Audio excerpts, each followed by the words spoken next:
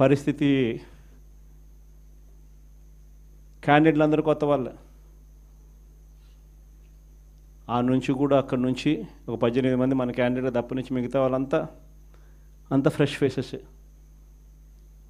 ఆ నుంచి మన క్యాండిడేట్లు విజయం సాధించడం మొదలుపెట్టాడు.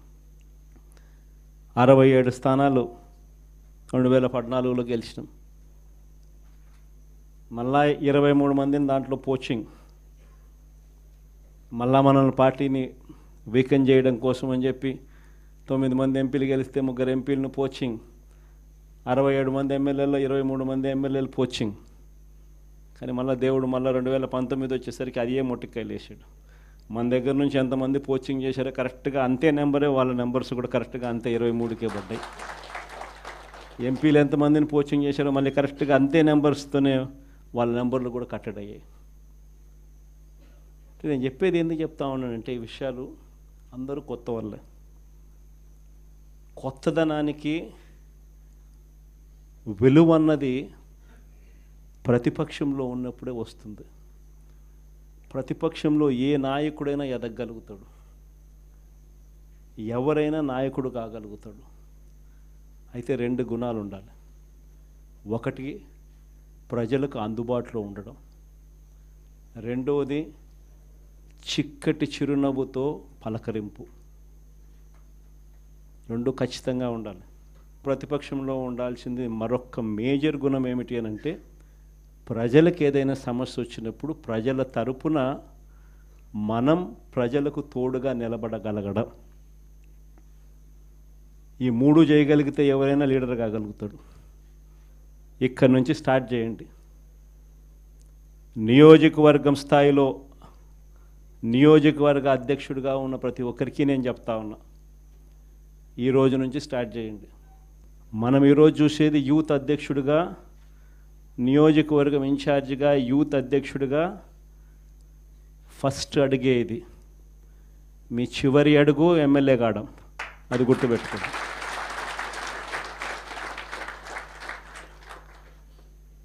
ఎదగడం మీ చేతుల్లో ఉంది, మిమ్మల్ని పెంచడం నా చేతుల్లో ఉంది.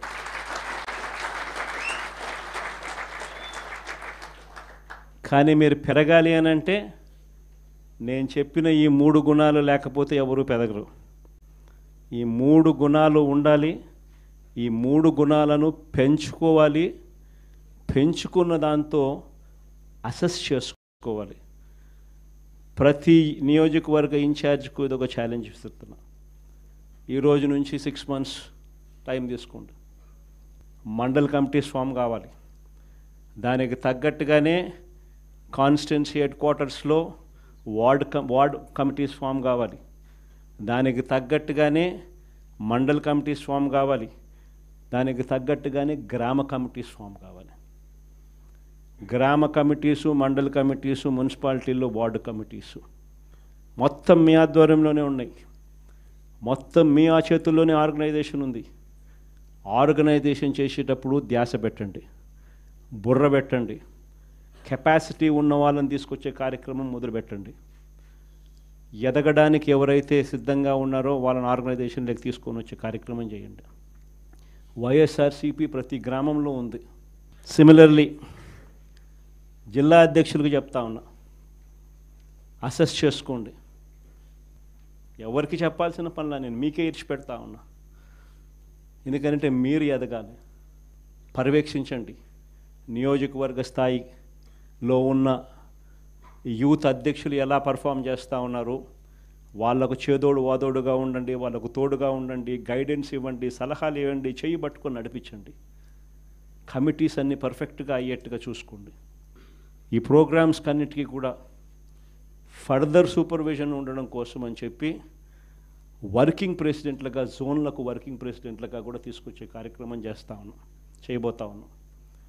వర్కింగ్ ప్రెసిడెంట్లుగా వచ్చే వాళ్ళను యంగ్ ఎమ్మెల్యేలు ఎవరైతే ఆల్రెడీ మన పార్టీలో ఉండి నేడు ఎలక్షన్లో ఓడిపోయిన పరిస్థితుల్లో ఉన్న యంగ్స్టర్సు, యంగ్ ఎమ్మెల్యేలు ఎవరైతే ఉండారో, ఆర్గనైజేషన్ తెలిసిన వాళ్ళు, ఆర్గనైజేషన్ పరంగా మిమ్మల్ని సరిగ్గా గైడ్ చేయగలిగిన వాళ్ళు, మిమ్మల్ని కూడా తోడుగా మీకు నిలబడగలిగిన వాళ్ళు. ప్రతిపక్షంలో ఉన్నాం కాబట్టి కేసులు పెట్టించుకోవాల్సి వస్తుంది. కేసులు పెట్టించుకునేటప్పుడు మీకు అండగా తోడుగా కేసులు పెట్టించుకున్నా పర్వాలేదు, ఈ రకంగా కేసులు పెట్టినా కూడా ఈ రకంగా దాన్ని మనం మెనూవర్ చేయొచ్చు, ఈ రకంగా వ్యవస్థలన్నీ మనకు తోడుగా ఉంటాయి, పార్టీ ఈ రకంగా మీకు అండగా ఉంటుంది అని భరోసా ఇచ్చేందుకు యంగ్ ఎమ్మెల్యేలను వర్కింగ్ ప్రెసిడెంట్గా కూడా తీసుకొచ్చే కార్యక్రమం చేస్తూ ఉన్నాం. సిద్ధార్థ్ కూడా ఒక జోన్కు అదే మాదిరిగా వర్కింగ్ ప్రెసిడెంట్గా ఉంటాడు. సిమిలర్లీ ఈస్ట్ వెస్ట్కు, ఉత్తరాంధ్రకు, కృష్ణా గుంటూరుకు ఈ రకమైన జోన్లకన్నిటికీ కూడా వర్కింగ్ ప్రెసిడెంట్లుగా యంగ్ ఎమ్మెల్యేలను కంటెస్ట్ చేసిన వాళ్ళను కూడా తీసుకొచ్చే కార్యక్రమం చేస్తూ ఉన్నాం.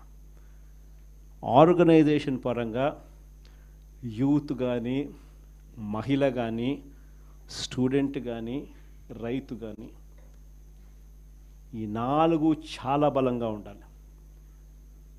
తర్వాత ఎస్సీ ఆర్గనైజేషను, ఎస్టీ ఆర్గనైజేషను, బీసీల ఆర్గనైజేషన్, ఇవన్నీ కూడా ఇవే స్థాయిలో ఇంతే బలంగా తయారు కావాలి. ప్రతిపక్షంలో ఉన్నప్పుడే ఇవన్నీ బలంగా మనం తయారు చేసుకునే వెసులుబాటు మనకు ఉంటుంది. వెసులుబాటులోకి రావాలి. ఆర్గనైజేషన్లో ఉన్న ప్రతి ఒక్కడు